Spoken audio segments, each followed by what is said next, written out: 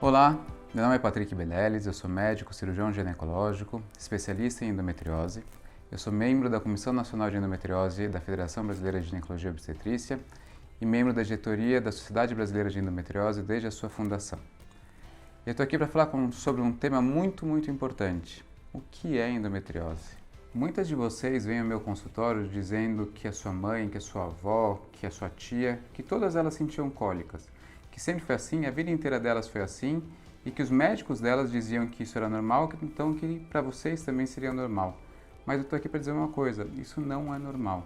Sentir cólica que está atrapalhando a sua vida, que está comprometendo o seu dia a dia, o seu relacionamento, a sua produtividade, isso não é normal. Adolescentes que deixam de ir ao colégio, à faculdade, mulheres adultas que perdem uma promoção no trabalho, que deixam de cumprir metas porque sentem dor, isso é normal?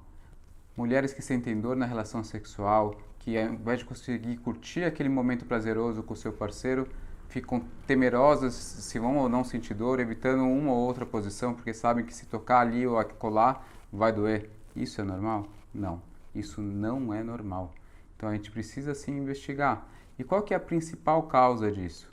É a endometriose. A endometriose ela é uma doença benigna. Eu sempre gosto de começar com isso, frisar bastante isso. Ela não é câncer. É uma doença benigna, mas que tem um comportamento muito agressivo. Por que ela tem esse comportamento agressivo? Porque é um tecido que deveria existir somente dentro do útero e que, por algum motivo incerto ainda, ele também existe fora do útero. Bom, esse aqui é um modelinho 3D em que a gente vai tentar explicar um pouco da anatomia da pelve feminina e com isso a gente explicar o que é endometriose e por que ela poderia ocorrer. Então, em primeiro lugar, eu quero para vocês salientar que isso aqui é o útero.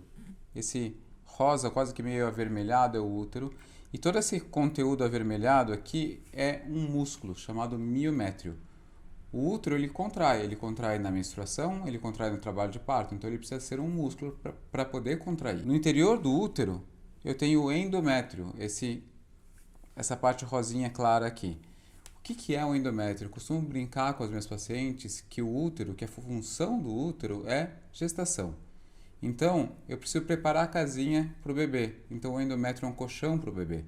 E a partir do momento que o corpo detecta que você não está grávida, esse colchão não é necessário, pelo menos naquele momento. E aí você menstrua, porque esse colchão ele descama e ele sai juntamente com o sangue menstrual aqui pela vagina. O que é endometriose? Por motivos ainda incertos, esse endométrio ele está em algum outro local da cavidade abdominal, como no intestino, como na vagina, como na bexiga, no ovário, nas trompas, no diafragma e eventualmente até fora do abdômen, até no pulmão, na pleura, no pericárdio. Diversos locais já foram relatados como os focos de endometriose.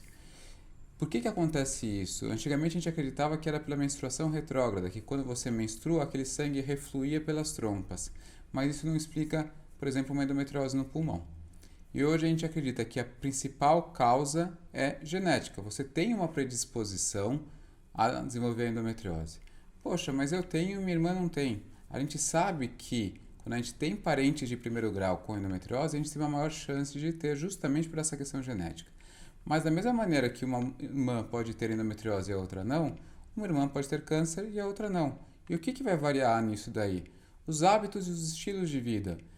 Se é sedentário, se pratica atividade física, o tipo de comida que você come, se você vive numa cidade como São Paulo, que é uma cidade bastante poluída, se você mora no campo, né, com um ar um pouco mais puro, se você se hidrata bem, se você usa algum suplemento, alguma medicação, tudo isso pode influenciar no desenvolvimento ou não da doença.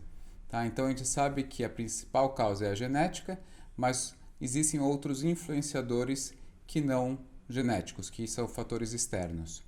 Então é muito importante a gente pensar sobre isso. A gente costuma falar que a endometriose tem 6 Ds de sintomas. Sempre quando eu vou dar uma aula, seja para os meus alunos na graduação, num congresso, numa pós-graduação, a gente sempre fala dos 6 Ds da endometriose. O que são esses 6 Ds? Esses 6 Ds é um método mnemônico para a gente lembrar dos principais sintomas da endometriose. Eles não são os únicos, mas são os principais, são os mais comuns. O primeiro deles é dismenorreia. Dismenorreia é a cólica menstrual. Então, por causa da endometriose, o útero, quando vai se contrair, ele pode dar cólica, pode ser cólica incapacitante, aquela mulher que chega aí no pronto-socorro, tomar medicações fortíssimas para tentar controlar aquela dor.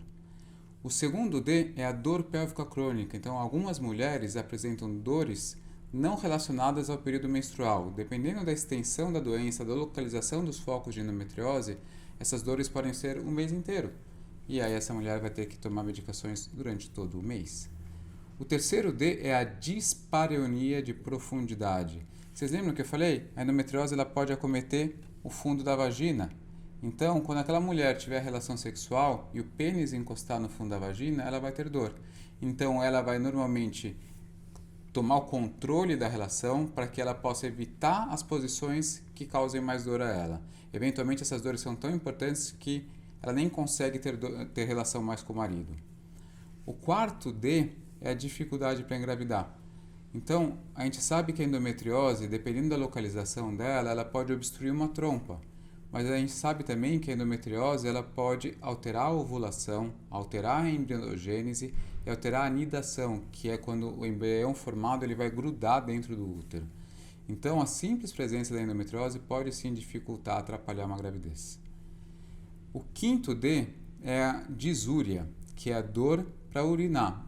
Então, quando a mulher tem uma endometriose na bexiga, ela pode ter dor e pode ter sangramento também durante a micção. E o sexto D é a disquesia, que é a dor para evacuar. Então, se a endometriose estiver acometendo o intestino, principalmente o intestino grosso, o reto, o sigmoide, a gente sabe que ela pode ter dor para evacuar e, eventualmente, até a hematoquesia, que é o sangramento para evacuar. Quando a gente fala em tratamento clínico de endometriose, a gente tem que ter ciência de que esse tratamento clínico pode ser exclusivo ou pode ser um tratamento clínico complementar a um tratamento cirúrgico, ou seja, ser realizado após o tratamento cirúrgico. O tratamento clínico hormonal pode envolver a utilização de LARCs. LARCs são métodos contraceptivos de longa duração, que no Brasil a gente tem o implante e o DIU. Então vamos começar primeiro pelo DIU. O DIU, a gente tem dois tipos de DIU liberado no Brasil, o DIU hormonal e o DIU não hormonal, que é o DIU de cobre. O DIU não hormonal, ele costuma aumentar o fluxo menstrual e costuma aumentar cólica menstrual. Então, normalmente não é algo que a gente recomende para pacientes com endometriose, porque ele pode causar uma piora dos sintomas para aquela mulher. Agora, o DIU hormonal, que é o sistema intrauterino de levonorgestrel, ele foi desenvolvido para causar uma menorreia, para deixar aquela mulher sem menstruar. Só que a gente consegue aproximadamente 55 a 60% de sucesso de amenorreia. O restante das pacientes continuam menstruando.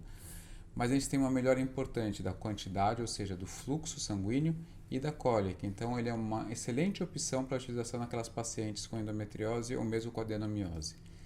E, quando a gente fala de implante, o único regulamentado pela Anvisa é o implante de etonogestrel que a gente coloca aqui no braço, debaixo do bíceps, está nessa posição aqui.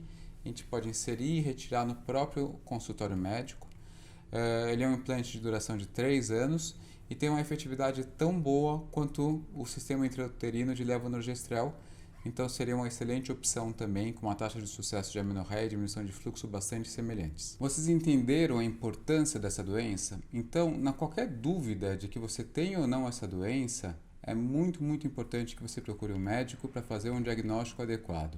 Quanto mais precoce o diagnóstico, melhor vai ser o tratamento, mais efetivo vai ser esse tratamento. E lembre-se, endometriose não é mimimi.